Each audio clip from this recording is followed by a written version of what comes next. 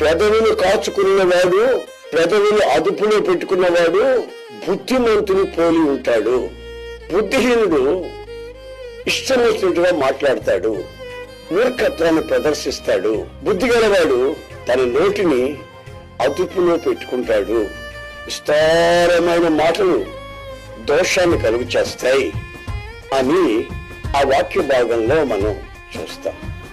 నా ప్రియమైన సహోదరులారా, నోరు అన్నప్పుడు, నాలుక అన్నప్పుడు మనకు ఒక సంగతి గుర్తొస్తుంది. యాకోబు పత్రికలో మనం చూస్తాం, నాలుక అగ్నిలాంటిదని, ప్రపంచాన్ని చిచ్చు పెట్టేదని, ఆ నాలుక ద్వారానే సమస్త కీళ్లు కలుగుతున్నాయని. గుర్రానికి కళ్ళం వేస్తే చెప్పినట్టు వింటుంది. ఓడ అగాధ సముద్రాల్లో నడిచిపోయేటప్పుడు నావికుడు చుక్కాని పట్టుకుంటే అతను చెప్పినట్టే వింటుంది.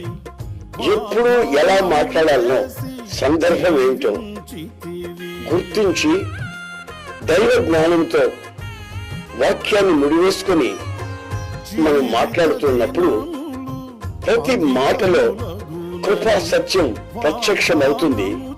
అది ప్రజలకు కూడా ప్రయోజనకరంగా ఉంటుందనే సంగతి మనం గుర్తిస్తున్నాం.